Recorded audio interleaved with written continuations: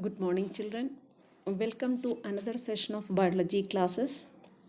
I hope all of you are completed the 2 chapters work given to you.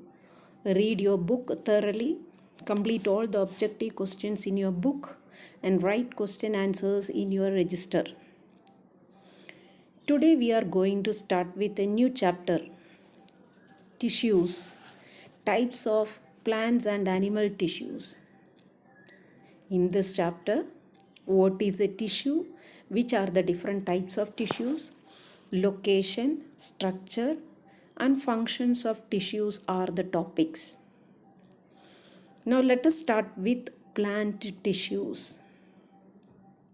As you have learned in previous chapter about cell, and this chapter is a continuation of cell chapter.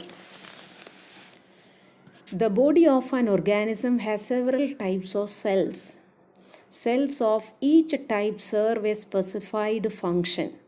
The cells having similar role form a unit called tissue. Tissue means a group of similar cells performing the same function and having a common origin. The microscopic study of tissues and their functions is called histology. Now in detail we are going to study about plant tissues. Plant tissues are mainly divided into 2 types on the basis of their stage of development. They are meristematic tissue and permanent tissues. Meristematic tissues again into apical meristem, lateral meristem, and intercalary meristem. Permanent tissues are simple permanent tissue, complex permanent tissue. Simple permanent tissues, parenchyma, collenchyma, sclerenchyma. And complex permanent tissues are xylem and phloem. Now, what is a meristematic tissue? Where is the location and what is its function? A meristematic tissue is a group of young cells that have the capacity of active cell division. So, meristematic tissues are found in all the growing part of a plant. The growing part of a plant means root tip and shoot tip. The important characteristics of meristematic tissues are cells are very small, cells are cubical shaped, cell wall is thin, nuclei are large, vacuoles almost absent, cells tightly packed with almost no intercellular space.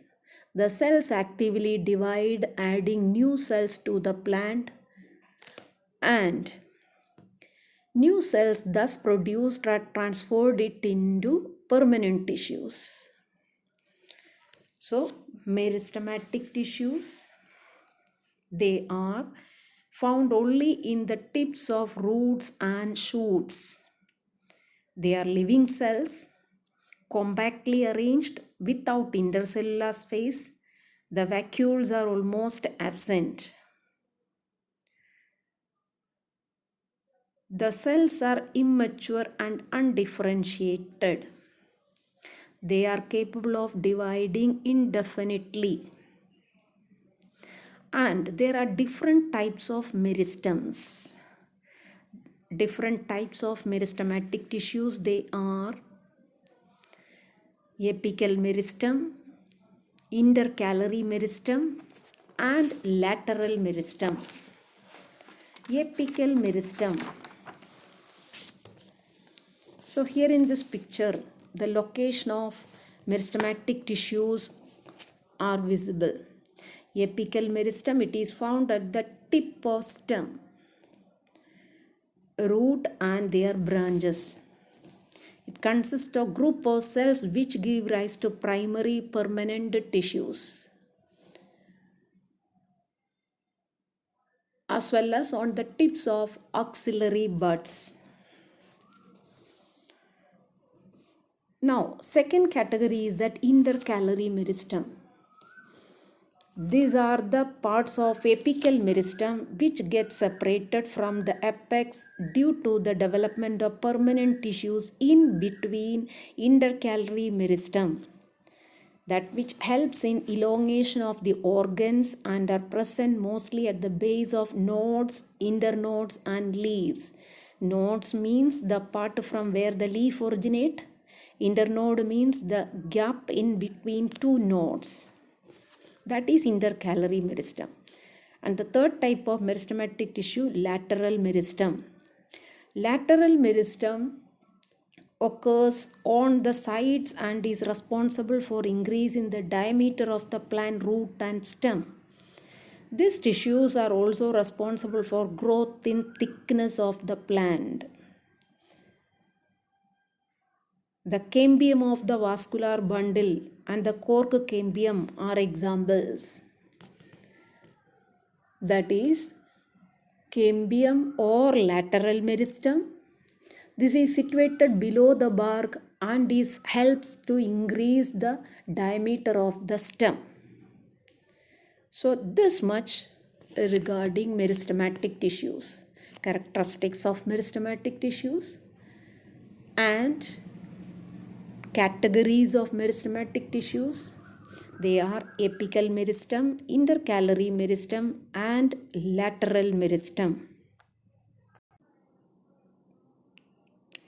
Next is that permanent tissues.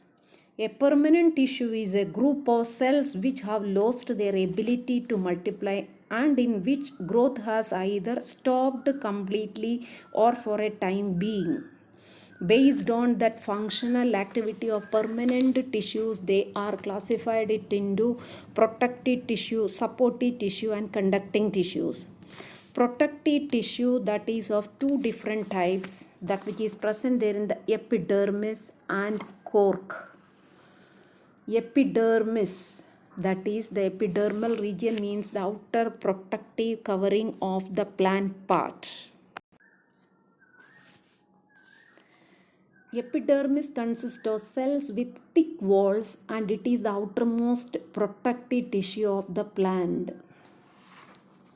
The outer walls of the epidermis are thick and covered with an organic substance called cutin. This cutin covering that which prevent loss of water by evaporation. So here in this picture, this is the structure of leaf, the outer layer, that is the upper epidermis. The upper epidermis, that which give protection to the internal parts. Another type of protective tissue, that is cork. As roots and stem grow older with time, protective tissue at the periphery become cork cells. And it provide insulation from freezing temperatures. And also this type of cork, that which protect the inner tissues. So these are the two different types of protective plant tissues. They are epidermis and cork. The next type of permanent tissue, supporting tissue, that is parenchyma. Parenchyma.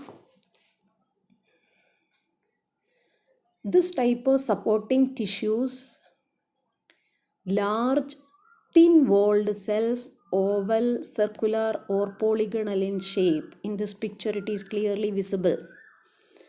Usually a single large vacuole. And the cells of this tissue may be oval, rounded or polygonal. Intercellular space present. Intercellular space means the gap in between the cells. Parenchyma is found in soft part of plants like in the epidermis region, cortex region, the central region of the stem and root, that is called pith, and leaf mesophyll. And it is present in xylem and phloem. And in case of green plants, Parenchyma tissue contains chloroplast, that is called chlorenchyma. In many aquatic plants, parenchyma cells have well-developed air space and is called aerenchyma. Now, functions of parenchyma cells are: it stores food material. Parenchyma cells provide rigidity to the plant. Parenchyma cells of epidermis protect internal tissues. In water plants or aquatic plants, parenchyma have large intercellular space to keep up the buoyancy of the plant. Next type of supportive tissue, that is collenchyma. Collenchyma tissues elongated with thickening at the corners. Internally, each cell possesses a large central vacuole, peripheral cytoplasm, and a nucleus. It is distributed beneath the epidermis in the stem, petiole, and the leaves. Usually it is absent in monocot plants. And the functions of collenchyma cells are: it provides tensile strength and rigidity to the plant due to the thickened corners, and it provides elasticity to the plant organs. That is the function of collenchyma. The third type of supporting tissue, that is sclerenchyma. It consists of two types of cells. They are sclerenchyma fibers and sclerites. Long, narrow cells are present and which have become dead. These cells develop very thick walls due to the deposition of lignin.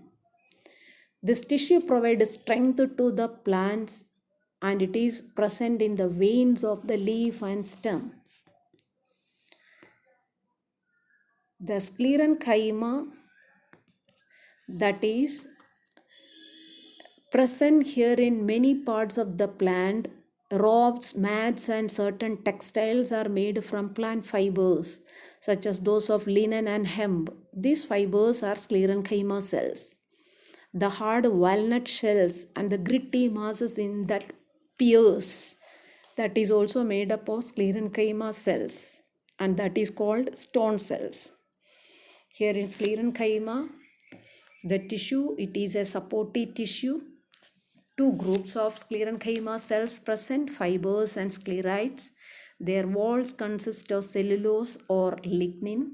Sclerenchyma cells are the principal supporting cells in plant parts that have ceased elongation. Sclerenchyma fibers are of great economical importance. They constitute the source material for many fabrics. And these are the three different types of supporting tissues: parenchyma, collenchyma, sclerenchyma. You can compare these three types of supporting tissues with the help of these diagrams. Now, the next type of permanent tissues, they are conducting tissues. Conducting tissues, also called vascular tissues.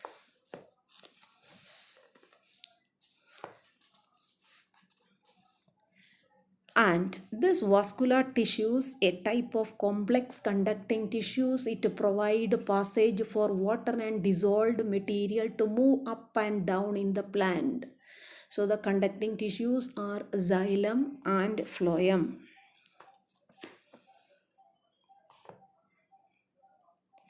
Here this picture that which shows the upward movement of water and minerals from the soil towards the surface of the leaf. That is with the help of xylem, a conducting tissues. And the phloem is the type of conducting tissues that which distribute prepared food materials to different parts of the plant. So that is why xylem and phloem togetherly called conducting tissues. So this much in this class today.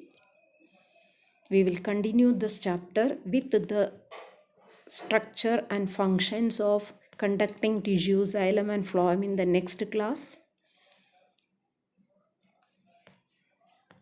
So today we started with the chapter tissues, plant tissues, meristematic tissue and permanent tissue. Meristematic tissue, apical meristem, intercalary meristem, lateral meristem, their structure and functions and location. Permanent tissues, based on their functions, they are classified it into protective tissue, supportive tissue and conducting tissues. Protective tissues, they are epidermis and cork. Supporting tissues, parenchyma, collenchyma and sclerenchyma. And conducting tissues, xylem and phloem. Next class we will continue with another topic. Till then, take care. Thank you.